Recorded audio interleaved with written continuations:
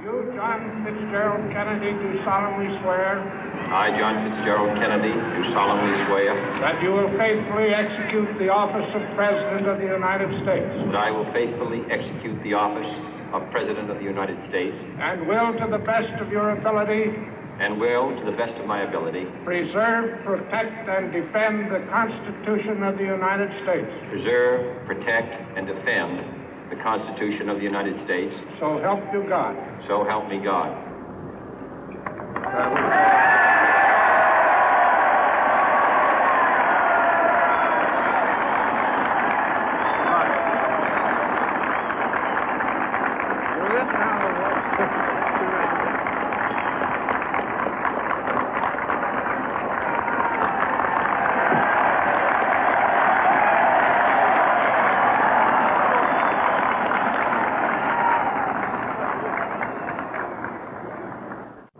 Vice President Johnson, Mr. Speaker, Mr. Chief Justice, President Eisenhower, Vice President Nixon, President Truman, Reverend clergy, fellow citizens. We observe today not a victory of party, but a celebration of freedom, symbolizing an end as well as a beginning, signifying renewal as well as change. For I have sworn before you and Almighty God the same solemn oath our forebears prescribed nearly a century and 3/4 ago. The world is very different now, for man holds in his mortal hands the power to abolish all forms of human poverty and all forms of human life. And yet the same revolutionary beliefs for which our forebears fought are still at issue around the globe. The belief that the rights of man come not from the generosity of the state, but from the hand of God. We dare not forget today that we are the heirs of that first revolution. Let the word go forth from this time and place to friend and foe alike that the torch has been passed to a new generation of Americans born in this century, tempered by war, disciplined by a hard and bitter peace, proud of our ancient heritage, and unwilling to witness or permit the slow undoing of those human rights to which this nation has always been committed and to which we are committed today at home and around the world.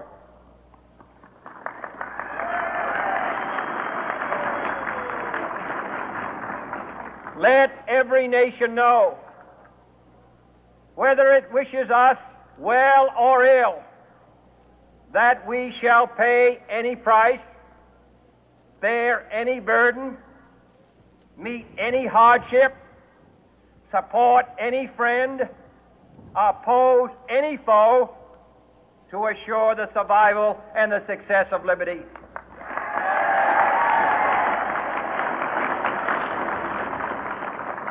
This much we pledge and more. To those old allies whose cultural and spiritual origins we share, we pledge the loyalty of faithful friends.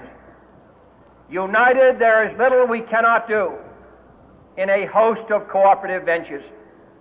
Divided, there is little we can do, for we dare not meet a powerful challenge at odds and split asunder. To those new states whom we welcome to the ranks of the free, we pledge our word that one form of colonial control shall not have passed away, merely to be replaced by a far more iron tyranny.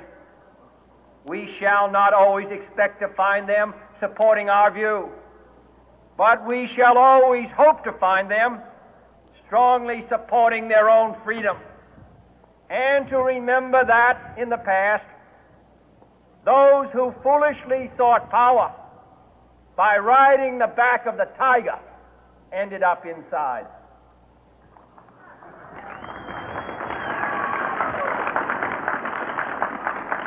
To those people in the huts and villages of half the globe struggling to break the bonds of mass misery, we pledge our best efforts to help them help themselves for whatever period is required, not because the communists may be doing it, not because we seek their votes, but because it is right. If a free society cannot help the many who are poor, it cannot save the few who are rich.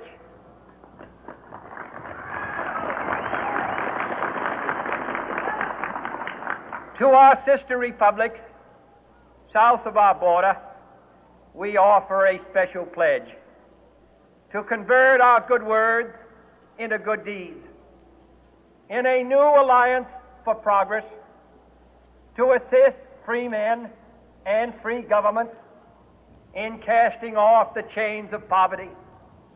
But this peaceful revolution of hope cannot become the prey of hostile powers. Let all our neighbors know that we shall join with them to oppose aggression or subversion anywhere in the Americas. And let every other power know that this hemisphere intends to remain the master of its own house.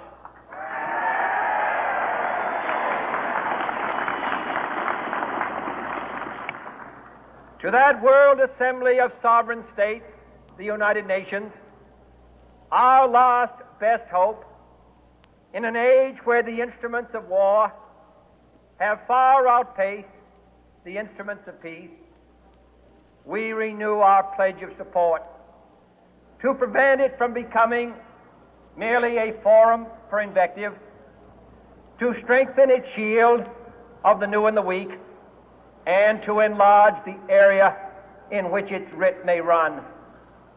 Finally, to those nations who would make themselves our adversary, we offer not a pledge, but a request that both sides begin anew the quest for peace. Before the dark powers of destruction, unleashed by science, engulf all humanity in planned or accidental self-destruction, we dare not tempt them with weakness, for only when our arms are sufficient beyond doubt can we be certain beyond doubt that they will never be employed. But neither can two great and powerful groups of nations take comfort from our present course, both sides overburdened by the cost of modern weapons, both rightly alarmed by the steady spread of the deadly atom, yet both racing to alter that uncertain balance of terror that stays the hand of mankind's final war. So let us begin anew, remembering on both sides that civility is not a sign of weakness, and sincerity is always subject to proof. Let us never negotiate out of fear, but let us never fear to negotiate.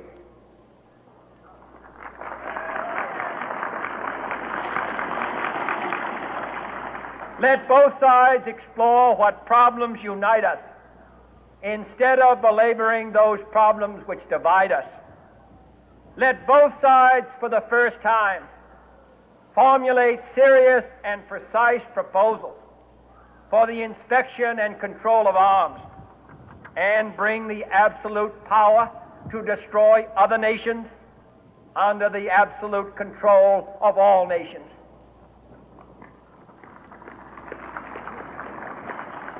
Let both sides seek to invoke the wonders of science instead of its terrors.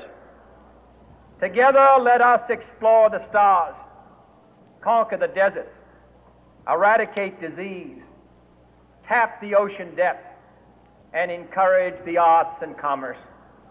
Let both sides unite to heed in all corners of the earth the command of Isaiah to undo the heavy burden and let the oppressed go free.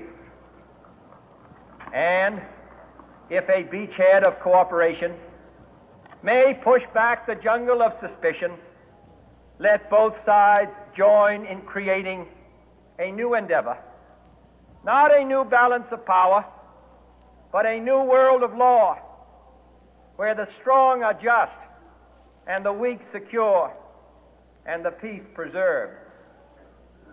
All this will not be finished in the first 100 days, nor will it be finished in the first 1,000 days, nor in the life of this administration, nor even perhaps in our lifetime on this planet.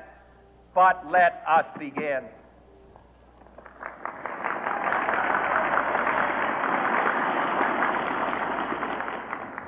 In your hands, my fellow citizens, more than mine, will rest the final success or failure of our course.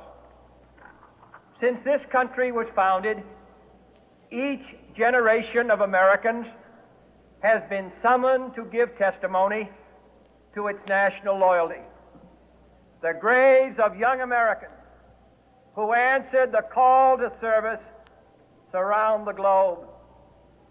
Now the trumpet summons us again, not as a call to bear arms, though arms we need, not as a call to battle, though in battle we are, but a call to bear the burden of a long twilight struggle, year in and year out, rejoicing in hope, patient in tribulation, a struggle against the common enemies of man, tyranny, poverty, disease, and war itself.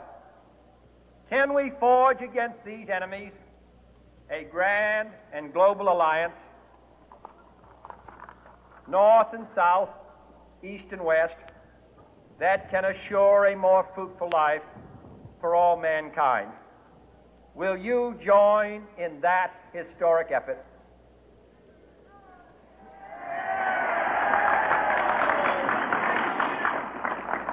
In the long history of the world, only a few generations have been granted the role of defending freedom in its hour of maximum danger.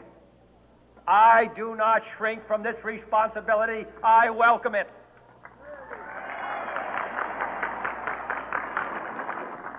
I do not believe that any of us would exchange places with any other people or any other generation.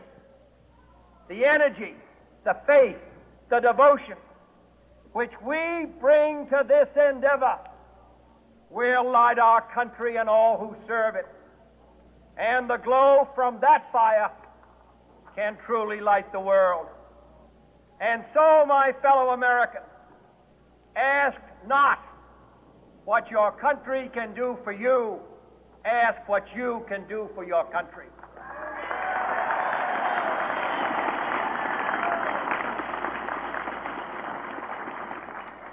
My fellow citizens of the world, ask not what America will do for you, but what together we can do for the freedom of man.